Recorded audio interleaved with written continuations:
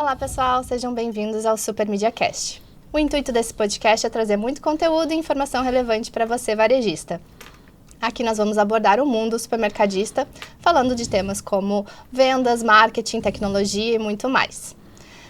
Eu sou Renata Vieser, CEO e fundadora da Super Media, e nós damos um up nas vendas e na padronização do marketing da sua loja, através de divulgação centralizada de conteúdos e criação de ofertas de forma automatizada em TVs, terminais de consulta e cartazes prontos para impressão com apenas um clique.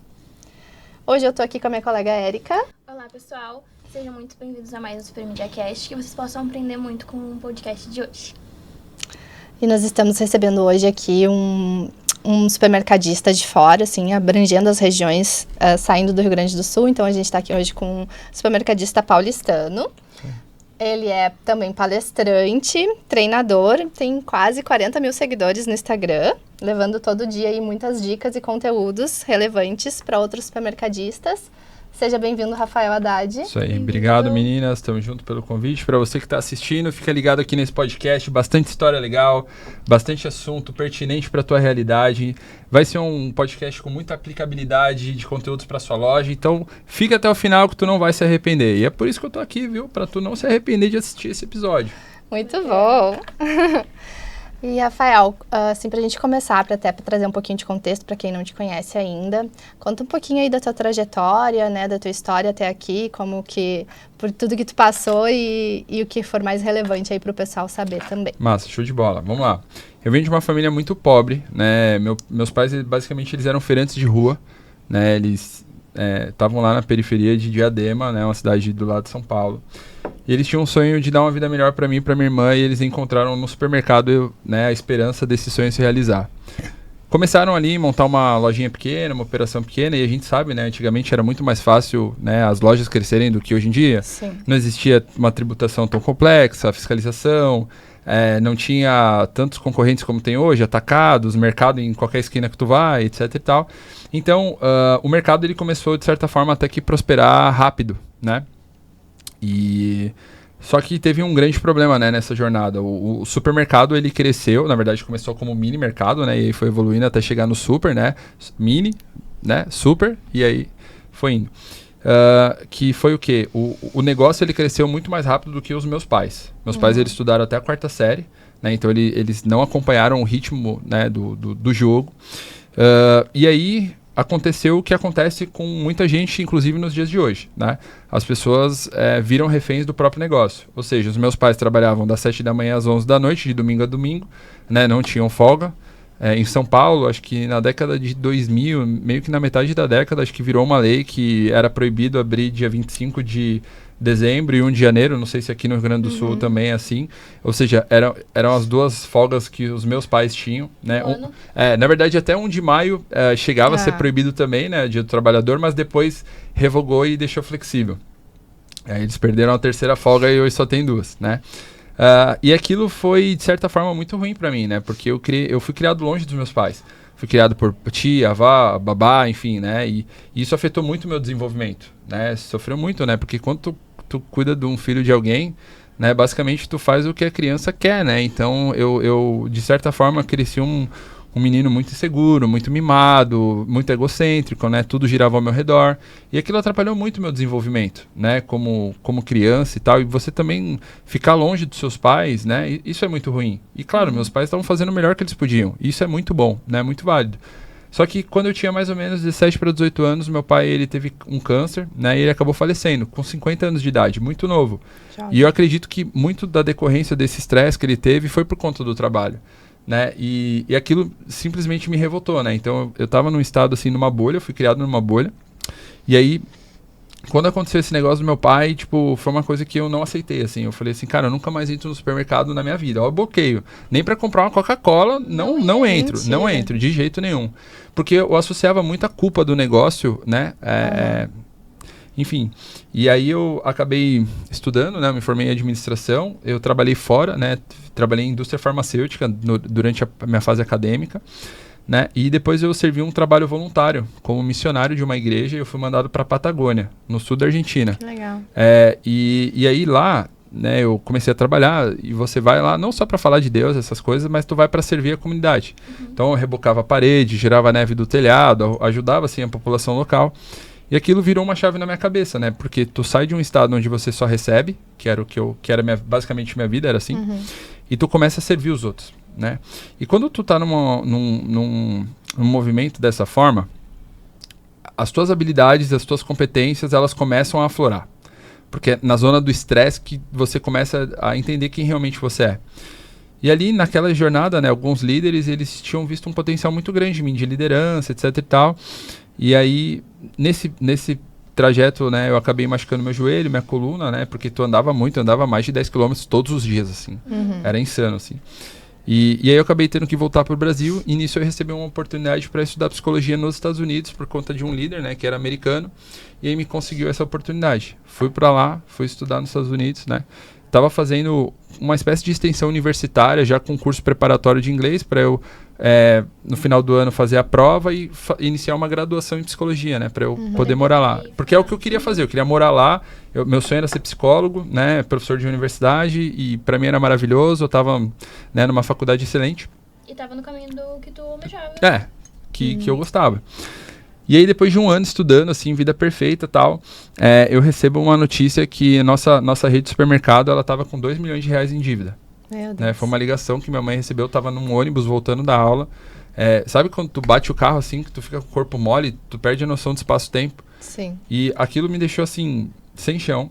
Já tinha perdido meu pai fazia 4 anos, falei, cara, não vou perder minha mãe também. Sim. Abandonei minha faculdade, voltei pro Brasil, e aí, né, descobri basicamente tudo, né? E uma das coisas que a gente sempre fala, confie e confere. Independente de quem seja, pode ser teu pai, tua mãe, teu irmão, tua tia. Por quê? Porque a gente foi roubado por sócio, a gente foi roubado por familiar, a gente foi roubado por fornecedor, a gente foi roubado por cliente, a gente foi roubado por funcionário. Isso eu provo, isso eu tenho, tudo isso, até hoje arquivado lá, né? Se eu precisar, eu tenho. E naquilo eu entendi como uma empresa sem processo, ela tá sujeita a fracasso. Porque também, tu não chega devendo 2 milhões de um dia pra noite. Não. E eu percebi que não era também só roubo. Existia má administração, existia um monte de coisa. Enfim, 2 anos e meio depois, mais ou menos, a gente conseguiu pagar as dívidas, equalizamos. E aí eu falei pra eles, eu não trabalho com sócios que têm uma visão diferente da que eu tenho. Eu não consigo ser assim, eu não consigo. Não batem, não adianta, não adianta. Só que assim... A confiança é a primeira coisa para uma também, sociedade valores, também, né? E aí, eu nunca vou roubar o espaço de ninguém. E aí, o que eu fiz? Eu tô indo embora. Eu vou voltar para os Estados Unidos. A minha missão eu fiz. E aí, eu deixei bem claro. Se acontecer qualquer coisa depois daqui, eu não me responsabilizo. A tua parte tu tinha feito, de Ponto. deixar a casa em ordem. Já abri mão de muita ali, coisa. Eu já tinha... sério, eu abri mão de muita coisa. E, enfim, aí eles não quiseram, decidiram vender. Ou seja, eu paguei a dívida da empresa e ainda tive que comprar a parte deles. Aí foi mais 2 anos e pouco pagando, né, a parte de todos os sócios. Enfim, a gente cresceu, expandiu e tal. Nesse processo eu fui, né, descoberto ali por algumas associações, comecei a dar aula, dar consultoria e tal. E nisso veio, né, a pandemia, e aí eu abri a minha conta no Instagram, e assim, eu sempre fui um cara do meio acadêmico, né? Eu também tenho um mestrado em varejo pela FGV, fiz uma extensão em marketing, né, na SPM. E eu sempre fui um cara que gostei muito de estudar, né? E eu falei assim, vou abrir uma conta no Instagram para compartilhar as coisas que eu estudo e tal. Aí, se você pega meus primeiros posts, assim, tem um resumo de livro, sabe? Eu nem sabia o que eu tava fazendo, assim. É muito louco isso. E aí eu comecei, né? E nisso eu percebi que existiam outros Rafaéis pelo Brasil. Histórias, supermercados com a mesma história que a gente, né? Então, isso é um ponto muito em comum que a gente tem, né? Nós somos filhos de supermercadistas, mas não é o que a gente quer para nossa vida, né? Eu nunca me identifiquei como dono de supermercado, não é uma coisa que eu quero ser, apesar de ser, né? Enfim, e aí eu percebi que hoje, né, existe um problema muito grande chamado pessoas no varejo, né?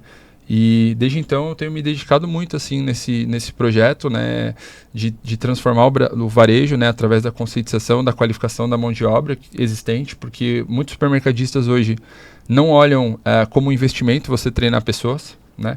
Só que antigamente tu tinha uma fila de pessoas querendo trabalhar em supermercado, ou seja, não serve, tchau, não serve, tchau. Pode vir. Hoje, se tu demite alguém, tu tem que correr muito para conseguir contratar outra pessoa, sabe? Enfim, então esse é o projeto que a gente vem fazendo pelo Brasil e tal, e por isso que a gente se conectou, inclusive. E é uma missão árdua, mas a gente vai conseguir. Com certeza. E como é que tu acha que foi importante tu ter trabalhado fora do supermercado pra depois tu chegar lá e ter essa visão de preciso organizar a casa? Ou tu sempre teve essa ideia de que as coisas não andavam como tinham que andar? Tu já tinha esse entendimento? Vamos lá. Por mais que eu tinha me formado em administração e tinha trabalhado em outros lugares, eu não estava maduro o suficiente para trabalhar dentro do supermercado familiar. Porque além das complexidades do negócio, tu tem a relação família. Então tu tem muita sensibilidade, qualquer coisa que tu fala ofende, e às vezes tu quer o bem da coisa. Por exemplo, eu sempre fui um cara que eu gostava muito de clareza. E eu não tenho problema nenhum se você precisar perguntar alguma coisa sobre o meu trabalho, né? Sobre algo que eu devo entregar resultado. Só que, por exemplo, quando eu faço esse tipo de coisa para um parente, por exemplo, ele já devolve assim, tu tá desconfiando de mim? Mas você acha que eu não presto? Mas tu tá o quê? Querendo o quê com isso? Sabe? Então, assim, eu acho que quando você trabalha num lugar fora, tu tem uma noção mais profissional de como a coisa deve ser. E empresa, no corporativo, eles cobram muito resultado, né? Independente de quem você seja.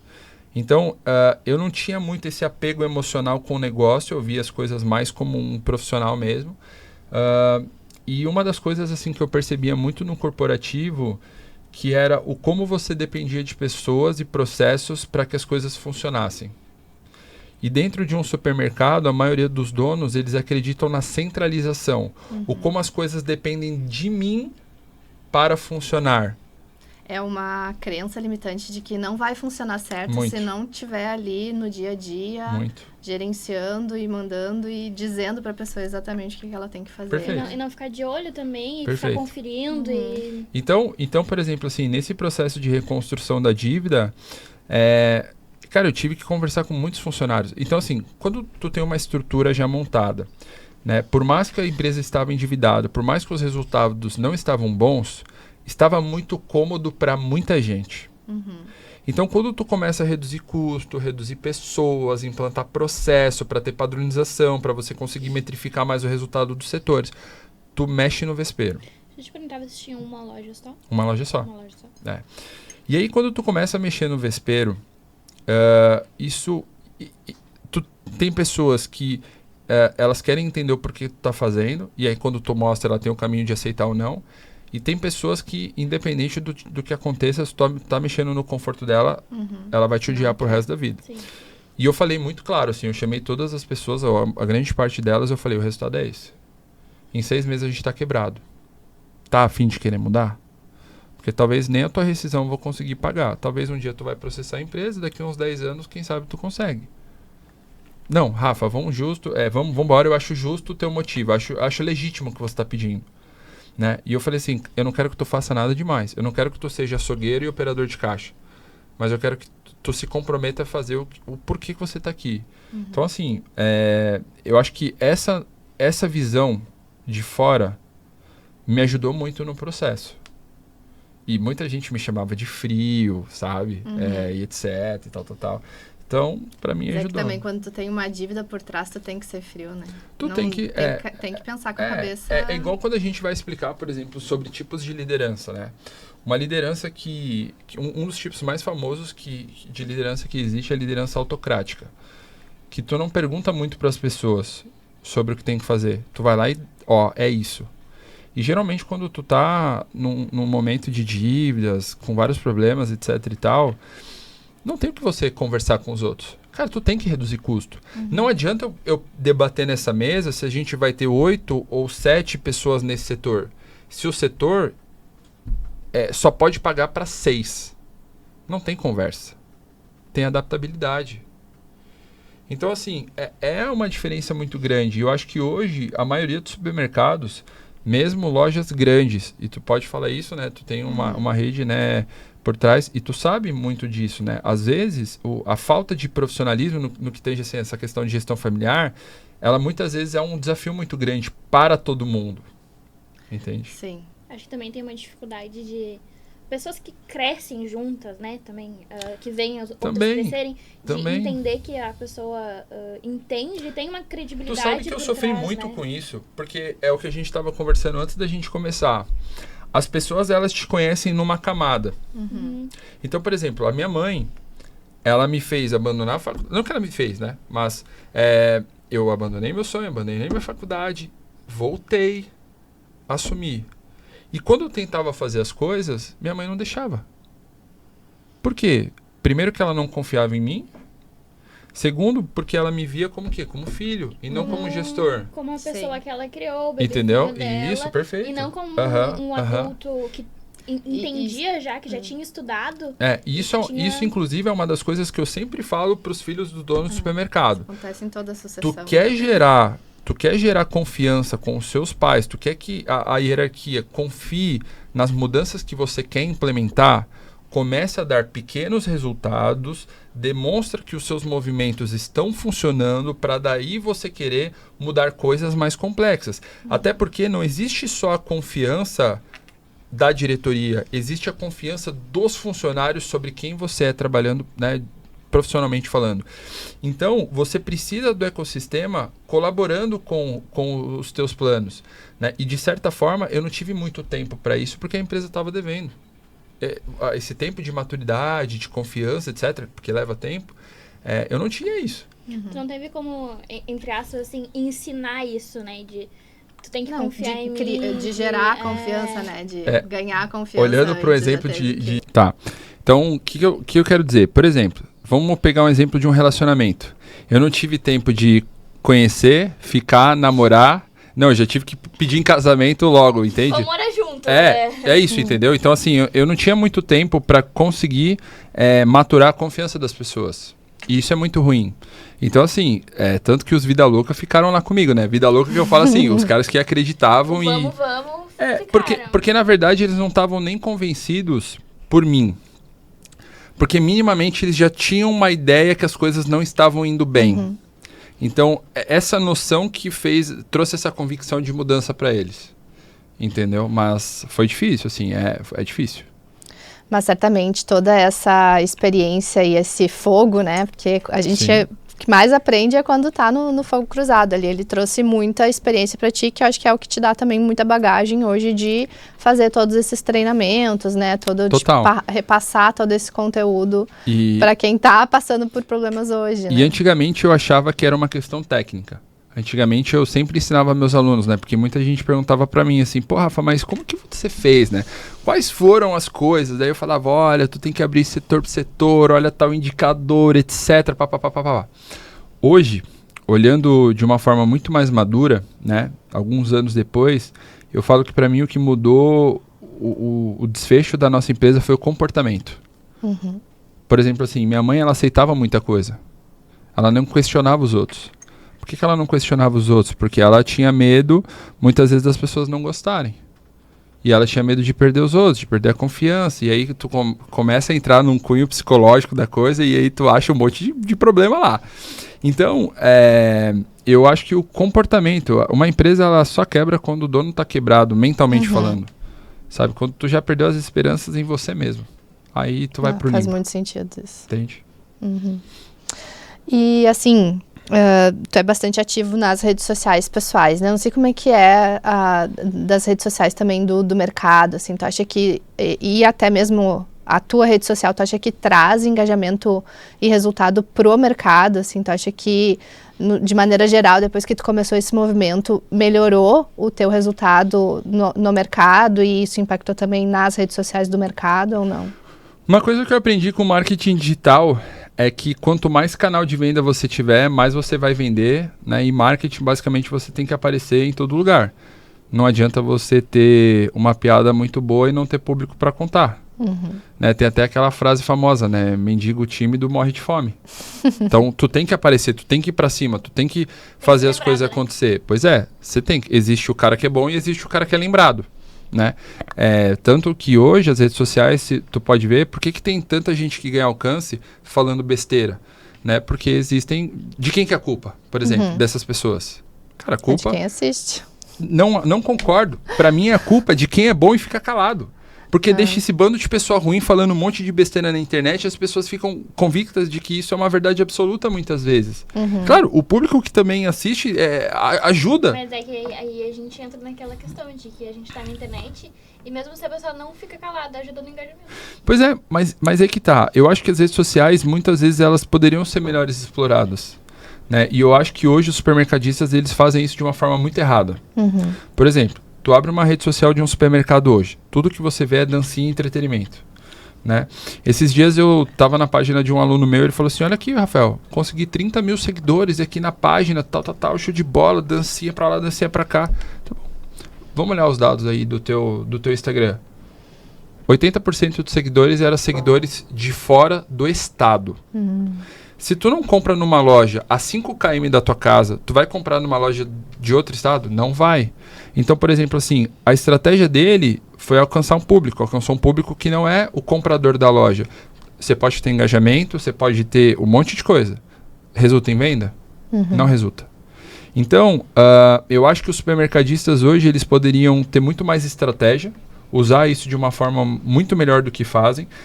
Para mim, né, eu acho que tudo que é excessivo é ruim.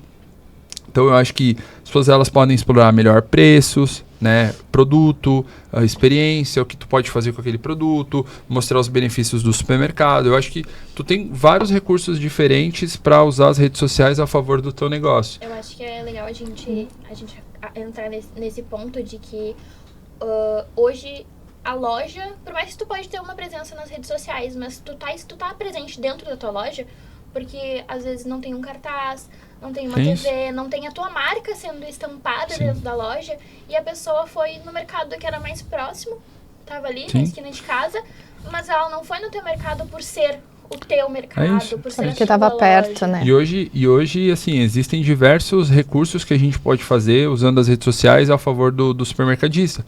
Por exemplo, a gente estava lá na NRF, a gente vai gravar até sobre isso, mas uma das coisas que mais falaram sobre retail media, né? Então, por exemplo, o supermercadista, ele poderia ganhar muito dinheiro usando as redes sociais. Cara, se tu consegue provar que você tem determinado alcance do teu bairro ali na tua rede social, tu pode monetizar isso com o teu fornecedor. As pessoas não fazem isso. Entende como? Então, é uma pena que ainda falta estratégia, mas pelo menos hoje eu já vejo maturidade melhor e maior do mercado em relação à rede social. Eu acho que assim, eles estão progredindo, eu acho que está melhorando, mas eles poderiam fazer muito mais coisa. E o que tu acha? Uma dica aí pro pessoal fazer na rede social, assim, do seu mercado? Dancinha. Eu acho, não, troca assim, dancinha por experiência. Eu acho que todo movimento ele tem que ser intencional. Todo movimento ele tem que ser intencional. Então, eu acho que muitas vezes, por exemplo, assim, tu olha lá, eu já conversei com alguns alunos sobre isso. Tem gente que fica pesquisando trend no TikTok para ir lá e replicar dentro do supermercado. Ou vê um supermercado fazendo lá um Reels, viralizou o Reels, ele quer fazer igual ao do supermercado. O quanto isso resulta na venda? Qual que é a conversão real disso, né? Nenhum marketing sabe metrificar. É que é complexo, assim, não é uma informação pronta, não tem um dado que vai te dizer exatamente, então, né? por exemplo, tu olha, assim, o que eu faria uma dica, cara, trabalha a omnicanalidade, então traz uma ação dentro do teu Instagram, que o cara tem que chegar lá e falar uma palavra-chave ou fazer qualquer coisa, enfim, e aí lá no caixa ele ganha um brinde, ganha uma caneta. Por exemplo, você vai gastar, sei lá, X reais aqui, tu vai ganhar um brinde nosso. Um exemplo. Eu fiz uma campanha assim, né, que a gente ativou uma campanha de e-commerce, de trade junto com a Alma Chips, que qualquer compra online que o cara fazia, ele ganhava 2 salgadinhos da Alma Chips. Só que a gente só divulgou no Instagram. A gente não divulgou em lugar nenhum. Na loja não tinha comunicação. Primeiro porque a gente queria entender o teste disso. Né? E a gente teve... Calcular um pouco a conversão. E a gente teve um aumento mais ou menos ali de 15%, 12% das vendas. Cara, legal. Por mais que a gente ainda não esteja vendendo tanto no e-commerce, porque a gente implantou recente, é um resultado. Entendeu? Então, a dica eu acho que ser mais estratégico. É o que eu faria. Sim.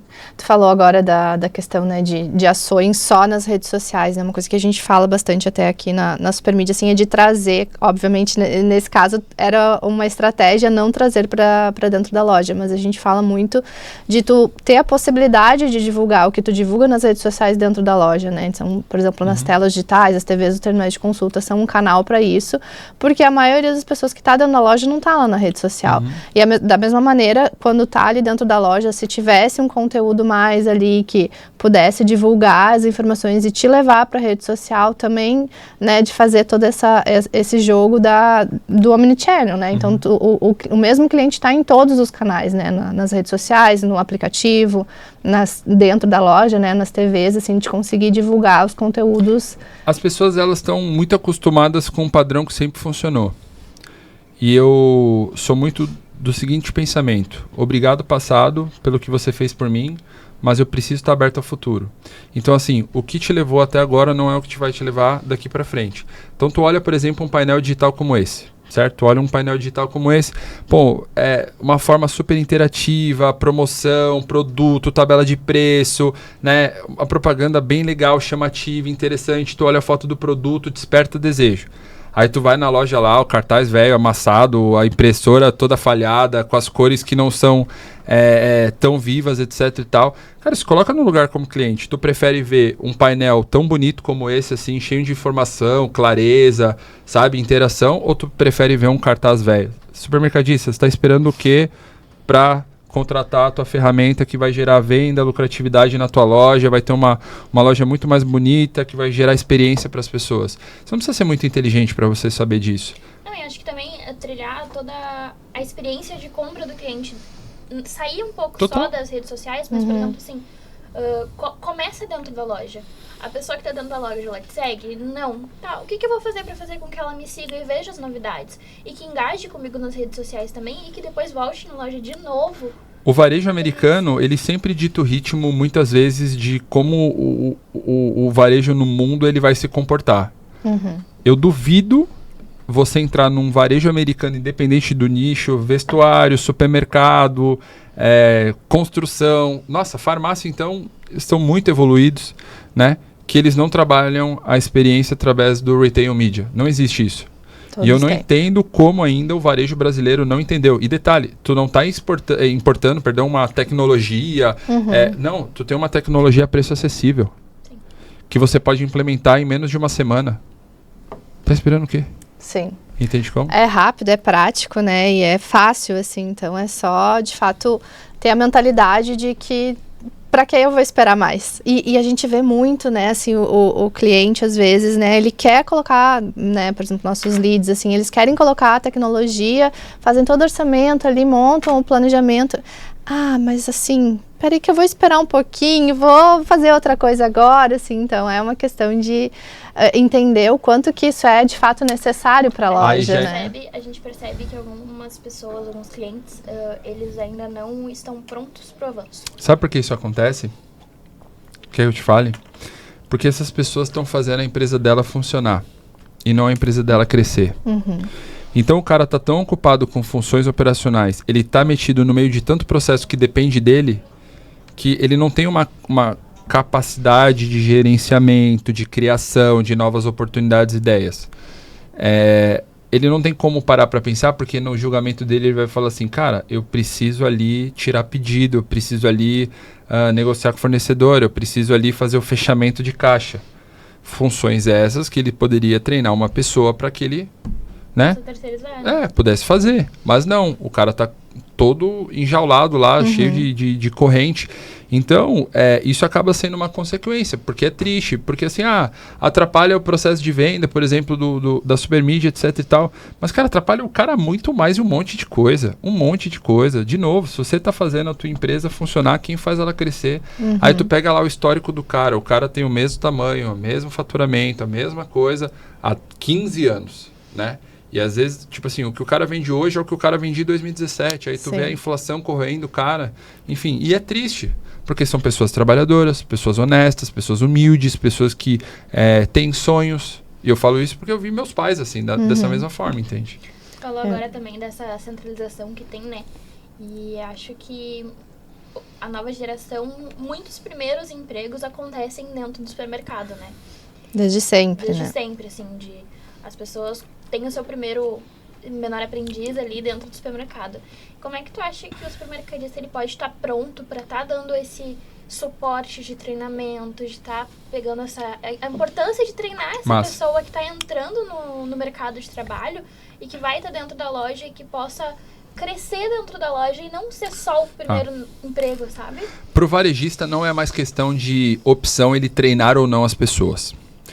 Antigamente tu contratava muito pelo lado técnico. Só que o que acontece? Geralmente quem se sobressai no lado técnico tem um problema comportamental muito grave. Beleza? Então, 90% hoje das demissões que são feitas dentro do varejo são por problemas comportamentais. Sendo assim, se o maior motivo do desligamento é esse, o que eu tenho que fazer? Contratar por comportamento. Ok, eu contrato por comportamento, né? Então eu reduzo o número do turnover. Mas, se eu não tiver um núcleo de treinamento dentro da loja para elevar tecnicamente essas pessoas, o que acontece? Eu tenho pessoas relativamente boas, ok, de comportamento, mas um resultado muito ruim. Pessoas que não vai lá ficar fazendo fofoca, ser laranja podre, atrapalhar todo mundo, mas o cara trabalhando no tempo dele, do jeito dele. Então as ofertas, as placas da oferta é para colocar lá às 7 horas da manhã. É 10h30 da manhã, ainda não tem nada, sabe? Mas não que ele tenha um comportamento corrosivo, sabe? É um negócio ruim. Só que o cara simplesmente não consegue fazer a máquina girar. Então você tem que ter um núcleo. Porque, novamente, se tu não contratar por comportamento, o teu nível de rescisão e turnover vai ser muito alto. Então é uma despesa muito alta. Quem hoje num setor onde muitas vezes tu tira uma lucratividade de 5%, se você for muito competente, você não tem outra escolha. E, assim, pra ti, assim, que vocês têm visto, assim, continua sendo os mais novos, assim, a geração que está entrando, ou agora com a geração Z, assim, a gente tem visto mais dificuldade deles quererem, né, entrar em setores como varejo, hoje assim. Uma pessoa que não sabe ler e escrever, e com todo respeito a essas pessoas, porque ela tem dignidade e mérito igual a nós, mas falando no que tem de competências, elas não querem mais trabalhar aos finais de semana. Elas não querem trabalhar até domingo, 9 horas da noite, por exemplo. Então isso é um problema. E ainda mais tu olha essas gerações Z para baixo, onde é uma geração muito imediatista, né? É muito difícil fazer com que ela fique no varejo. Isso é um desafio muito grande. Antigamente tu via gente querendo seguir carreira em supermercado. Hoje você não vê. Então se você não tiver, por exemplo, um clima bom, uma cultura boa e principalmente uma liderança capacitada, né, que seja uma liderança que faça esse pessoal trabalhar da forma como tem que ser, eles não vão ficar. Eles não vão ficar. Ah, mas a culpa é deles. Eles são assim. Tu vai fazer o quê? Tu vai ficar até o final da tua vida culpando eles? Ou tu vai se adaptar e entender qual que é a realidade no mercado hoje? Sabe? Então, é algo muito desafiador, mas eu também acho que o mercado tem que mudar. Os supermercados, eles também têm um padrão, assim, muito... Eu sou desse jeito e sempre fiz assim, sempre deu certo. Síndrome de Gabriela, né? Nasci assim, vou morrer assim. Então, isso é um problema. Então, acho que você tem que entender essa geração Z. Por exemplo, tem uma das coisas que eu não é que eu concordo muito, mas eu acho que tem maneiras e maneiras, é a vontade deles, a necessidade deles de ser reconhecidos. E ter que falar, expressar opinião para tudo. Isso é um saco. Mas, se você eventualmente não tiver uma reunião de feedback, você entender um pouquinho das percepções dessas pessoas, você entender quais são os desafios delas, elas tem uma super frustração. Eu acho que a questão do ser valorizado e de ter aquela concordância de sim, tu tá fazendo teu trabalho bem, continua assim. Sabe, eu vou fazer uma pergunta pra ti. Sabe aquele menino na época da escola que era o menino mais bonito da sala? Então às vezes você ficava com aquele menino só que aquele menino, assim, por mais bonito que ele seja, ele tinha necessidade toda hora de tu chamar ele de príncipe, o cara mais bonito da sala, sabe? Cara, tu já é bonito. Eu não preciso ficar te chamando toda hora. Mas a nossa geração é assim.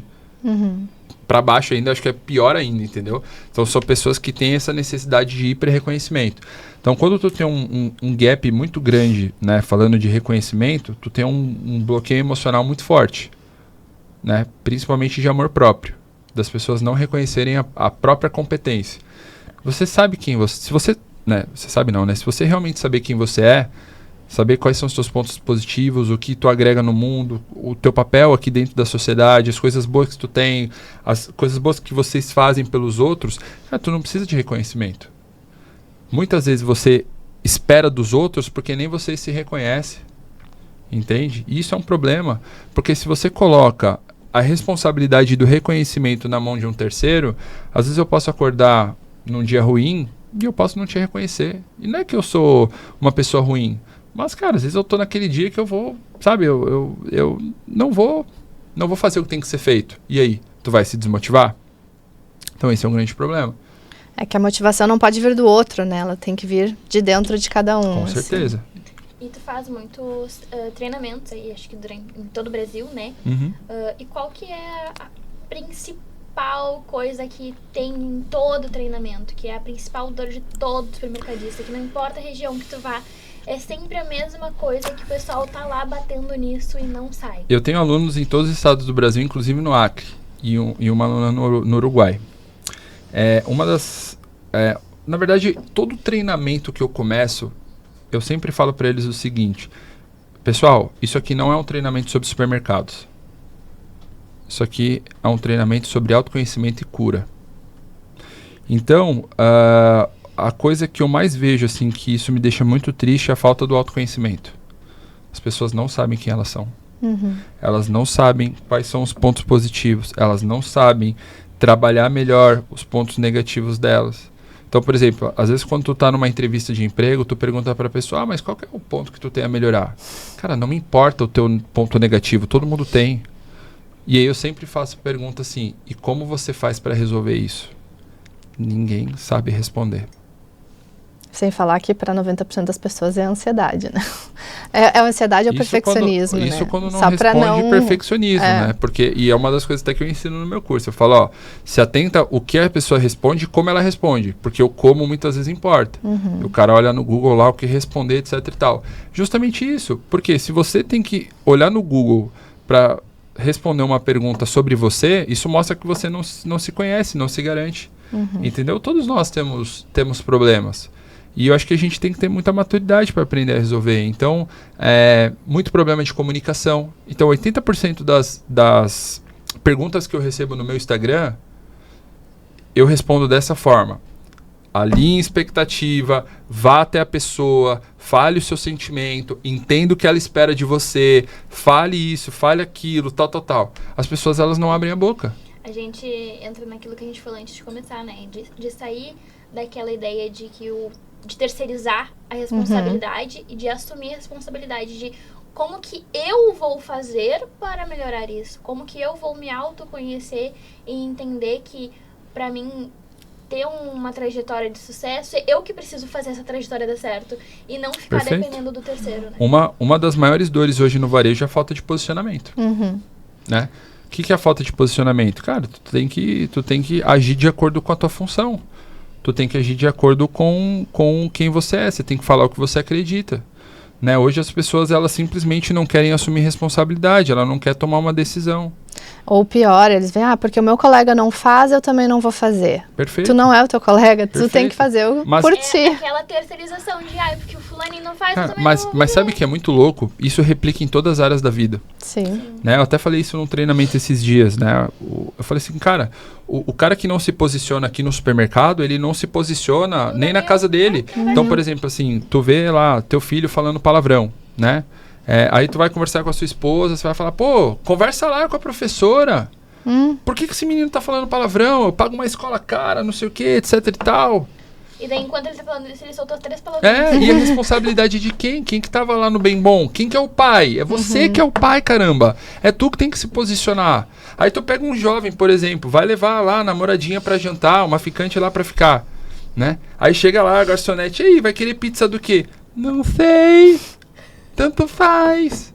Decide você. Sabe? Com medo de não querer desagradar a pessoa que tá do lado. Caramba, tu tá conhecendo a pessoa, tu tá ficando com a pessoa. Tá terceirizando até a escolha cara, é agora que ela tem que conhecer. E ela não vai terminar com você porque você gosta de pizza de calabresa e ela de mussarela.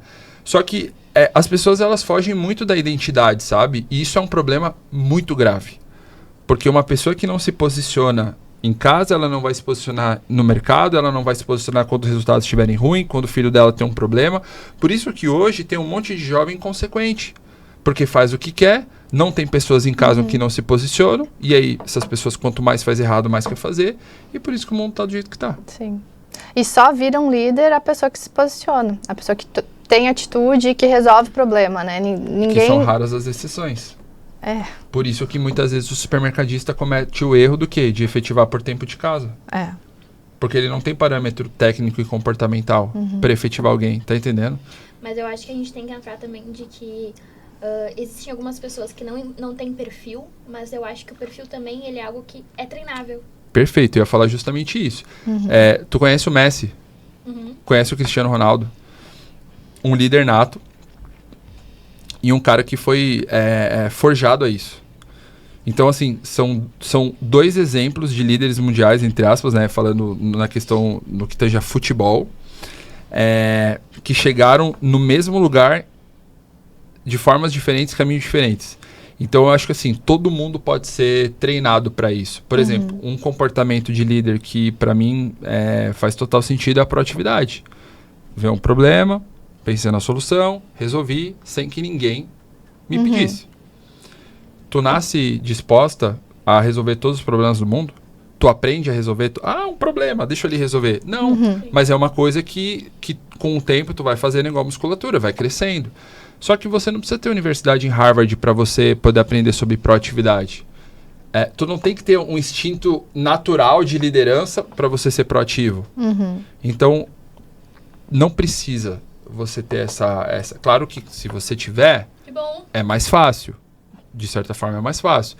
Mas, né, tu consegue chegar lá. Todo dom é treinável, né? Assim, E a gente falando de marketing, né, que focando aqui, criatividade. Criatividade não é uma coisa que, hoje eu tive uma ideia brilhante para uma propaganda. Gente, criatividade é uma coisa que todos os dias tu buscando referência, tu vendo uma coisa nova, tu está disposto a olhar as coisas com outros olhos que tu vai... Nossa, tive uma ideia. E criatividade é inspiração, né? Total. Tu vê coisas em outros lugares totalmente aleatórios, outras situações, e aquilo te inspira a trazer alguma coisa pro teu meio, algo né? treinável, que tu treina ao longo do teu dia a dia pra ir tendo esses insights, concordo, né? Concordo. Tudo algo treinável. E a pessoa tem que entender também de que se ela estiver disposta a treinar quem tá no supermercado, essa pessoa pode ir muito mais além, pode ajudar ela em coisas muito além e tira essa terceirização que a gente estava falando. Perfeito. Eu posso treinar essa pessoa, eu sei que essa pessoa é capaz de fazer isso e vai tirar um peso das minhas costas. Perfeito, é isso aí.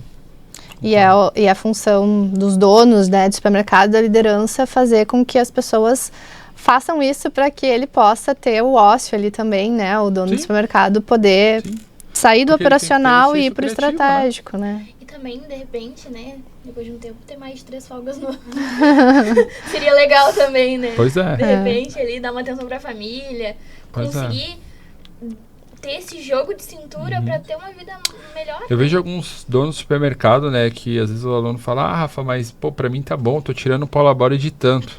Eu falei, cara, claro, tu não tira uma folga no ano. Eu falo assim, se tu me pagasse o triplo disso, nas mesmas condições, eu jamais aceitaria. Jamais aceitaria, porque isso não vai te levar a lugar nenhum. Entende como? Sim. Estamos nos encaminhando para o fim, né? Nossa, acho que passou rápido, hein? passou, né? E acho que pra gente finalizar, assim, queria pedir para te deixar uma dica aí pro pessoal de casa, que né, tu acha que é importante eles terem, assim, como objetivo, o próximo objetivo. Vamos lá. 3 dicas. Use a tecnologia a seu favor. Eu acho que existem hoje muitos recursos tecnológicos que podem te ajudar a vender mais, a ter mais organização, né? Então, um exemplo é esse painel de mídia que está aqui, né? O pessoal da Supermídia que construiu, ou seja, é um exemplo claro de como a tecnologia pode te ajudar nos seus resultados. Eu acho que o supermercadista, por incrível que pareça, explora muito mal isso. Treine pessoas. Eu acho que isso é uma dica que eu acho que, sério, eu vou morrer falando isso até o final da minha vida, assim. Eu acho que quanto mais pessoas boas você tiver, maior é o nível que fica o teu negócio e E pessoas boas, elas promovem um ambiente bom, uma cultura boa, né? Então, quanto mais pessoas boas você tiver, melhor será o seu resultado. E eu acho que todo mundo sempre precisa, como vocês falaram, né, de inspiração, de mentores, né? Então, busquem pessoas, né, estejam perto de pessoas que estão tendo o mesmo objetivo que você, então participe de eventos de supermercado. Eu não falo só o meu evento, não. Eu quero que tu participe em todos. Eu quero que você busque várias referências, não só a minha, até porque eu não sou o dono da razão, né? Então, vá em eventos da associação, converse com outros supermercadistas, né? Com filhos de donos, né? A gente tem a Gás Jovem, né? Que é um dos movimentos mais bonitos que existem hoje no Brasil, falando de associação. Eu acho que a ambiência, ela te faz crescer muito rápido. Sim. Então essa é uma das dicas que eu daria aí pro pessoal. E como tu falou, essa questão da Hagas, né, de convivência e tudo mais, eu queria deixar uma dica também, que eu acho que depois que a gente entende, começa a conviver com o pessoal, a gente entende que eles não são concorrentes. Sim. Não é... Claro, são concorrentes, mas não aquela coisa de briga, sabe? Aquela ideia de que eu não posso ser amigo do mercado que é perto do meu. E ao invés disso, tu troca uma ideia com ele, vê o que ele tá fazendo, que vocês podem trocar as figurinhas para os dois crescerem, porque o mercado, ele tem espaço para todo mundo crescer, né? Não é Sim. algo limitado. Então, Sim. acho que essa também é uma dica de conversa com as pessoas que estão ao teu redor, ver o que elas podem te ajudar a crescer também. Com certeza o ambiente molda quem tu é, né? Então, é aquele negócio de... o resumo aí das 5 pessoas mais próximas que tu convive, né? Mas, de fato, assim, se tu quer mudar um comportamento ou se inserir num mercado, vai e entra, né, nesse ambiente desse mercado, seja, né, nos supermercados ou de tecnologia também, questão de startups, né? Como eu também fiz isso. Mas, enfim, acho que é super importante isso. E aí, como o Rafael já falou da Supermídia aí, né? Entre em contato, quem quiser um orçamento, uma reunião, aí a gente fica à disposição também. É isso aí. Não esqueçam de nos seguir também nas redes sociais, @supermedia.digital. E é isso, gente. Até o próximo episódio. Obrigada. Valeu, tamo junto. Tchau, tchau.